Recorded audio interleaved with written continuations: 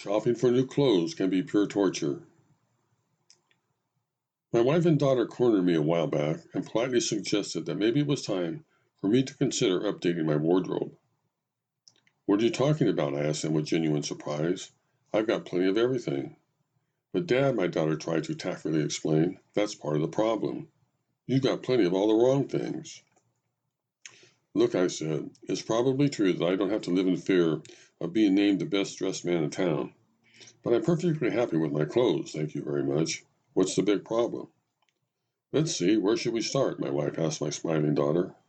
How about with his shoes? She answered. Then we can work our way up from there. And just what's wrong with my shoes? I asked. Well, to begin with, said my wife, you've only got one pair, and Lord only knows how old they are.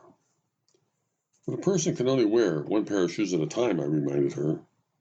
I put some polish on them now and then, and they look just as good as new. And just because you two have shoes coming out of your ears doesn't mean that I should. Plus, I'll have you know, I have two pairs of shoes. You forgot about my Reeboks.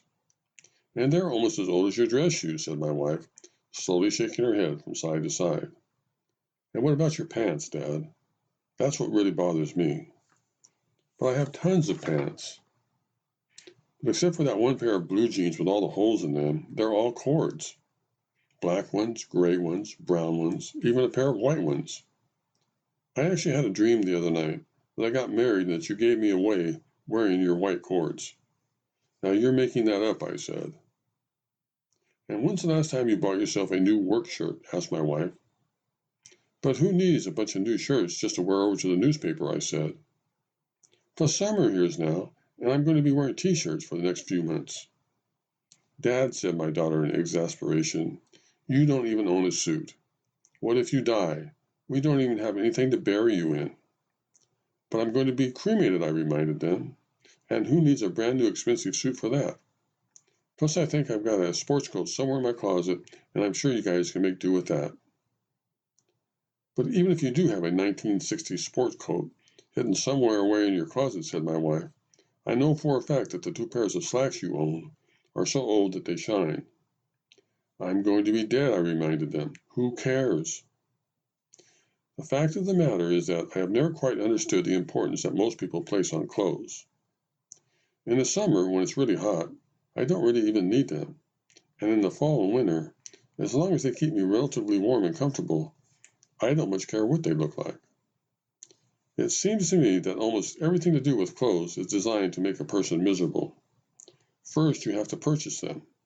That means you have to hang around in crowded malls where you can never find a parking place, where the help is usually rude and too busy to wait on you, and where there's so much to choose from that I can never make up my mind on what to buy. If you finally do find something that you like, you have to try it on, which means disrobing in a strange place with curtains that never fully close, and struggling with a bunch of tags and buttons, zippers, hangers, and very cleverly hidden and very sharp pins that hurt like heck when they poke you. And then, without your shoes on, you have to wander around in search of a young girl half your age and ask, well, do you think this fits? They always say yes, even if you selected something a size or two off, and assure you that everything will be just fine once it's washed a few times.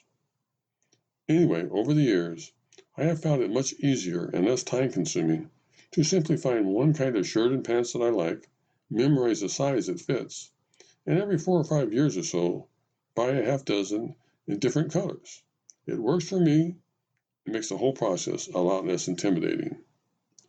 Most of the women I know, however, seem to see shopping for clothes in a completely different light. They actually look forward to it, plan whole days, even weekends around it, and in some extreme cases, turn it into kind of an art form. They painstakingly match colors to produce coordinated outfits, pick out just the right pair of shoes to bring the whole thing together, and can even somehow find out if a dress actually fits by just holding it up on a hanger in front of them. I'm afraid this all goes over my head, but as Jerry Seinfeld once said, how can you hope to understand people who can pour hot wax on their legs, rip the hair out by the roots, and still be afraid of a spider?